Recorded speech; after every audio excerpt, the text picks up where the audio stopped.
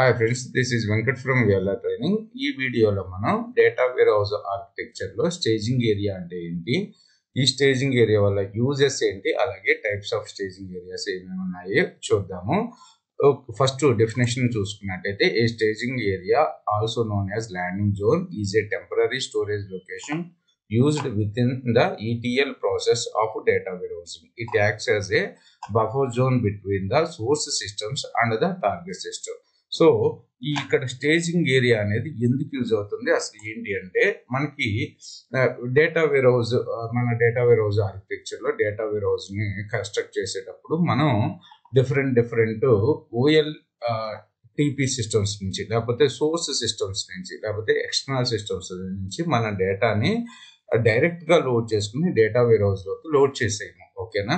మన transactional systems ఉన్నాయి కదా, సపోజ్ బ్యాంక్ ఉంది, బ్యాంక్కి సంబంధించిన డేటా అంతా కూడా మనం ప్రతిరోజు ఎగ్జాంపుల్ పర్పస్ తీసుకున్నాము, ప్రతిరోజు ఆ ట్రాన్సాక్షన్స్ డేటా ఏదైతే ఉందో ఆ డేటాని తీసుకొచ్చి డేటా వేర్ హౌస్లోకి మనం పంపిద్దాం అనుకున్నాం. ఓకేనా? సో మరి బహళ మీరు బ్యాంకు ఎగ్జాంపుల్ తీసుకోకపోతే పోనీ ఈ మన షాపింగ్ మాల్స్ ఉన్నాయి కదా, షాపింగ్ మాల్స్ డేటా ప్రతిరోజు ఆ రోజు అయిన సేల్స్ డేటా అంతా తీసుకొచ్చుకుని డేటా వేర్ హౌస్లోకి లోడ్ చేయాలి. లోడ్ చేసేటప్పుడు ఏమవుతుంది అంటే, ఇక్కడ సోర్స్ సిస్టమ్స్ డిఫరెన్స్ ఉన్నాయి. ఓకే, డిఫరెంట్ సోర్స్ సిస్టమ్స్ ఉన్నాయి. అంటే ఏదైతే షాపింగ్ మాల్ ఉన్నదో అది యుఎస్ఏలోనేమో ఎస్క్యూఎల్ సర్వర్ డేటాబేస్ వాడుతున్నారు, ఒక చోట ఏమో ఫ్లాట్ ఫైల్స్ వాడుతున్నారు, ఒక ఏరియాలో ఒక పాకిస్తాన్లోనేమో ఎంఎస్ ఎక్సెల్ ఫైల్ వాడుతున్నారు, ఇది డేటాని స్టోర్ చేసుకోవడానికి. సో అక్కడి నుంచి అన్ని డేటాలని తీసుకొచ్చుకొని వేరే హౌస్లోకి లోడ్ చేయాలి అంటే ప్రతిసారి అంటే అక్కడ ట్రాన్సాక్షన్స్ జరిగినప్పుడు ఆ డేటాని యాస్టీజ్గా మనం తీసుకొచ్చి వేరే హౌస్లో, అంటే ప్రతిసారి ఇప్పుడు సపోజ్ 10ంటికి ఒక ట్రాన్సాక్షన్ జరిగిందనుకో, ఆ 10ంటికి జరిగిన ట్రాన్సాక్షన్ వెళ్ళిపోయి మనం ఆ డేటాని డైరెక్ట్గా తీసుకొచ్చి వేరే హౌస్లోకి లోడ్ చేయము. ఏం చేస్తాము అంటే,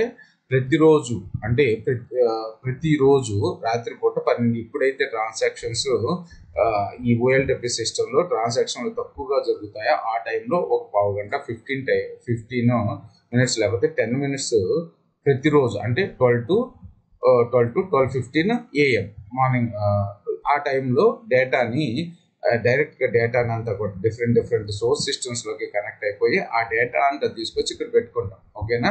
మళ్ళీ తర్వాత రోజు కరెక్ట్గా 12ంటికి మళ్ళీ కనెక్ట్ అయితే తెచ్చుకుంటాం. అంతేకాని ఎవ్రీ మినిట్ మనం సోర్స్ సిస్టంలో టచ్ చేయాలి. ఓకేనా?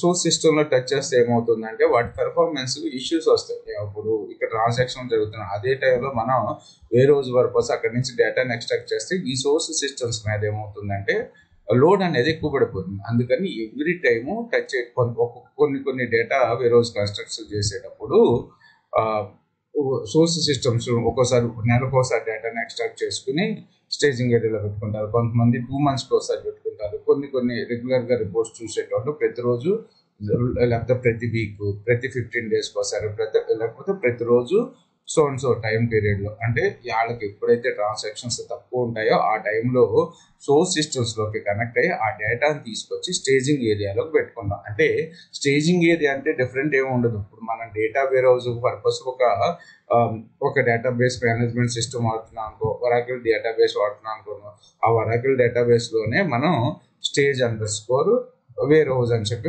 ఒక డేటాబేస్ని క్రియేట్ చేసి ఆ డేటాబేస్లోకి ఈ టేబుల్స్ అన్నిటిని కూడా ఏవైతే సోర్స్ సిస్టంలో ఉన్న డేటా, సపోజ్ ఇక్కడ ఎక్సెల్ ఫైల్ ఉంది, ఇక్కడ ఎస్క్యూఎల్ సర్వర్ డేటా ఉంది, ఇక్కడ వచ్చేసి SAP సిస్టమ్స్ ఉన్నాయి, వీటి నుంచి మన ఈటీఎల్ టూల్స్ ఉంటాయి కదా, మన ఇన్ఫర్మేటిక్ ఇలాంటి టూల్స్, ఆ టూల్స్ తోటి డేటాని ఆ పర్టికులర్ టైంలో లిఫ్ట్ చేసేసుకుంటారు అనమాట, ఎక్స్ట్రాక్ట్ చేసుకుని. అంటే ఇంకా ట్రాన్స్ఫర్మేషన్స్ అంటే యాక్చువల్గా ఇక్కడ నుంచి ఎక్సెల్ డేటా వస్తుంది, ఈ ఎక్సెల్ డేటాని మనం ఏం చేస్తాము, ఈ డేటాబేస్లో లోడ్ చేసేటప్పుడు కొద్దిగా ట్రాన్స్ఫార్మ్ చేయాలి కదా కంపల్సరీ. ఇది ఎక్సెల్ డేటా ఎందులోకి లోడ్ చేస్తున్నాం, మనం ఒక డేటాబేస్లోకి లోడ్ చేస్తున్నాం. సో అక్కడ చిన్న ఎక్స్ట్రాక్ట్ చేసుకుని ఈ స్టేజింగ్ ఏరియా అనేది టెంపరీ లొకేషన్ అనమాట. టెంపరీగా మనం ఆ రోజు పర్పస్ ఆ డేటాని ఇక్కడ ఒక్కొక్క స్టేజింగ్ ఏరియా వచ్చి కొంతమంది పర్మనెంట్గా ఈ స్టేజింగ్ ఏరియాలోనే డేటాను పర్మనెంట్గా ఉంచుతారు, కొంతమంది ఒక రోజు ఉంచేసి, అంటే కొన్ని వేరే రోజు కన్స్ట్రక్ట్ చేసేటప్పుడు ఒక రోజు టెంపరీగా ఆటోమేటిక్గా డిలీట్ అయిపోతుంది. ఈ రోజు డేటా లోడ్ చేసాం, ఆ రోజు మొత్తం డేటా ప్రాసెసింగ్ చేసి వేరే రోజు క్లోజ్ చేసాం. సో ఆ రోజు వచ్చిన డేటా ఇక్కడ ఉంటుంది కదా, అదంతా కూడా ఆటోమేటిక్గా అరేంజ్ అయిపోతుంది. కొంతమంది కొన్ని persistent storage, non persistent storage అంటాం, అవి ఇందులోనే చూద్దాం. Okay, so purpose holds data temporarily before it loaded into a data warehouse, provide a space to clean, transform and consolidate data from various sources. Okay na, holds data. So first టెంపరీగా మనకి source system నుంచి వచ్చిన డేటాని load చేసుకోవడానికి మనకి staging area use అవుతుంది. అలాగే ఈ స్టేజింగ్ ఏరియా నుంచి మనం ఏం చేస్తాము, దీని మీద డేటా వచ్చిన డేటాని కొద్దిగా కొన్ని మిస్టేక్స్ ఉంటాయి, ఆ డేటాని ఎలా క్లీన్ చేసుకుని అలాగే ట్రాన్స్ఫర్మేషన్స్ చేసి ఆ డేటాని వేరియస్ సోర్సెస్ నుంచి వస్తుంది కదా, ఒక్కోసారి డేట్ ఫార్మాట్ చేంజ్ ఉంటుంది, ఆ డేటా ఫార్మాట్ అంతా కూడా ఒక ఫార్మాట్లోకి మార్చుకుని ఫైనల్గా తీసుకెళ్ళి వాటిని మనం డేటా వేరేస్లోకి డంప్ చేసుకుంటాం. Ensures data consistency and quality before analysis. Okay, benefits smooth data flow, staging separates the data processing from operational systems, preventing disruptions. అంటే ఇప్పుడు స్టేజింగ్ ఏరియా లేదు, స్టేజింగ్ ఏరియా లేకుండా ఏమవుతుంది, మనకి సోర్స్ సిస్టమ్ నుంచి డైరెక్ట్గా ఏదైతే ఓఎల్టీపీ సిస్టమ్స్ లేకపోతే సోర్స్ సిస్టమ్స్ ఉన్నాయో వాటి నుంచి డైరెక్ట్గా డేటాని లోడ్ చేసుకున్నాం అనుకోండి, ఈ ప్రాసెస్లో ఈ ఏరియా లేదు, ఈ ఏరియా లేకుండా మనం డైరెక్ట్గా ఇటు నుంచి వేరే రోజులోకి డంప్ చేసుకునేటప్పుడు చాలా టైం పడుతుంది అనమాట. అంటే మధ్యలో ట్రాన్స్ఫర్మేషన్స్ ఇచ్చేయాలి కదా, డేటాని క్లీన్ చేయాలి కదా. సో ఎవ్రీ టైం మనం సోర్స్ సిస్టంలోకి వెళ్ళి ఆ డేటాని పుల్ చేసుకోవాలంటే చాలా టైం పడుతుంది. అలాగే సోర్స్ సిస్టమ్స్ కూడా పర్ఫార్మెన్స్ తగ్గిపోతుంది. సోర్స్ సిస్టమ్స్ అవి బయట వాళ్ళకు కూడా, అంటే అది సపోజ్ అది ఓఎల్టీపీ సిస్టమ్ అనుకో చాలా ప్రాబ్లం అవుతుంది అనమాట. సో అందుకని మనం ఆ డేటాని తీసుకొచ్చి ఒక టెంపరీ డేటాబేస్లో పెట్టేసుకున్నాం. ఇది ఒక టెంపరీ డేటాబేస్ అంతే. ఓకే, స్టేజింగ్ ఏరియా అనేది అందులో పెట్టేసుకున్నాం. టెంపరీగా ఉంచుకోవచ్చు లేదా పర్మనెంట్గా ఉంచేవాళ్ళు కూడా ఉంటారు. ఓకే, సో తర్వాత వచ్చేసి improved data quality. Data can be cleansed, validated and transformed in the staging area before loading into the data warehouse. Flexibility. The staging area can buffer data updates from different sources with varying update cycles. Okay, types of staging area: transient staging area, persistent staging area. Transient staging area అంటే most కామన్గా ఈ transient staging ఏరియానే వాడతాము. ఇది data is temporary and erase after processing. So మనం డేటాని data వేరోజ్లోకి dump చేసిన వెంటనే మనకి ఈ ట్రాన్సియంట్ స్టేజింగ్ ఏరియాలో ఉన్న డేటా అనేది రిమూవ్ అయిపోతుంది. కానీ పర్సిస్టెంట్ స్టేజింగ్ ఏరియాలో design for long term storage, useful for historical data trouble shooting. Okay, ఇది కూడా ఒక్కొక్కసారి యూజ్ అవుతుంది.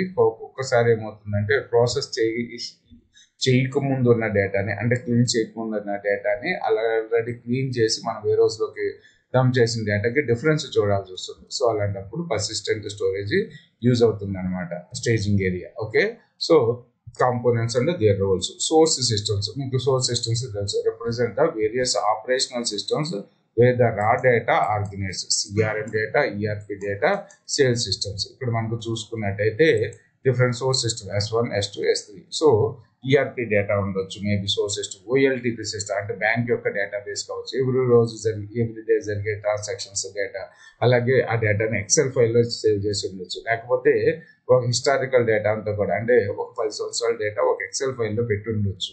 ఓకేనా, సో లేకపోతే ఒక నోట్ ప్యాడ్లో ఫార్మాట్ అంటే CSV ఫార్మాట్లో సేవ్ చేసి ఉండొచ్చు. సో అలా డేటా ఉన్నప్పుడు వీటిని అన్నింటిని కూడా సోర్స్ సిస్టమ్స్ అనమాట. ఓకే, రెగ్యులర్ ఓఎల్టీపీ సిస్టమ్స్ నుంచి, ట్రాన్సాక్షనల్ ప్రాసెస్ సిస్టమ్స్ నుంచి డేటా ఎక్స్ట్రాక్ట్ చేస్తాం.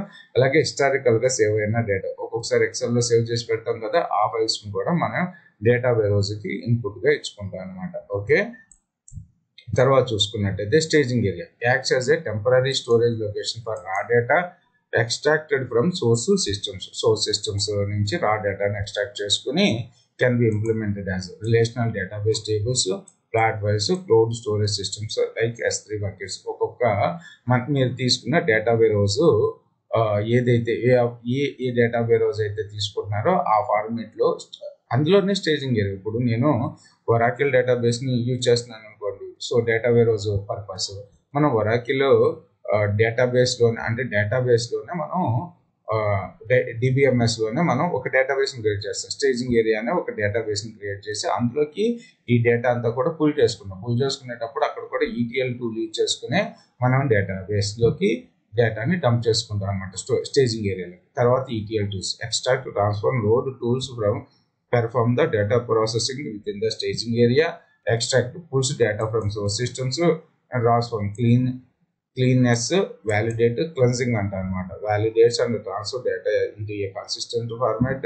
Loads the transform data into the data warehouse. Tarvata data warehouse lo the final destination for the processed and integrated data and optimized for analytical queries and reporting. Warehouse లో నుంచి మనం queries purpose కానీ data mining purpose data warehouse ని use చేసుకుంటాం. Okay, so తర్వాత data flow with in the architecture. Data extraction ETL tool extract from various source systems. So data extraction ETL tools extract data from various source systems. Various source system నుంచి డేటాని మనం pull చేసుకుంటాము. ఓకేనా, data extract చేసుకుంటాము. తర్వాత staging ఏరియాలో పెట్టుకుందాం. Extracted data lands into the staging area. Data transformation. Data within the staging area undergoes the transformation like cleaning, standardisation, integration. Okay, తర్వాత data loading. Transformer data is loaded into the data warehouse. Benefits of staging area. Isolation, protect operational system from data processing overhead. ఓకేనా, so ఏవైతే మన operational systems అంటే source systems ఉన్నాయో, source సిస్టంలో ఇక్కడ 2 types of swords systems అనుకున్నాం మనం. ఏమేమనుకున్నాం, ఇక్కడ మేబీ ఒక ఫ్లాట్ ఫైల్లో సేవ్ చేసి ఉండొచ్చు హిస్టారికల్ డేటా. దానివల్ల మనకు ప్రాబ్లం లేదు, ఎప్పుడు పడితే మనం వెళ్ళి డేటాని ఎక్స్ట్రాక్ట్ చేసుకుని లోడ్ చేసుకోవచ్చు. కానీ ఏదైతే ఆపరేషనల్ డేటా ఉందో అంటే ట్రాన్సాక్షన్ OLTP సిస్టమ్ అంటే బ్యాంక్ డేటాబేస్లో కనెక్ట్ అయ్యి అందులో ఉన్న ట్రాన్సాక్షన్స్ మనం పూల్ చేసుకుందాం అనుకుంటున్నాం. అలాంటప్పుడు సోర్స్ సిస్టమ్స్ మీద లోడ్ ఎక్కువ పడిపోతుంది కదా, అదే protect operational systems from the data processing over head. So data quality ensures data is cleaned and validated before entering the data warehouse.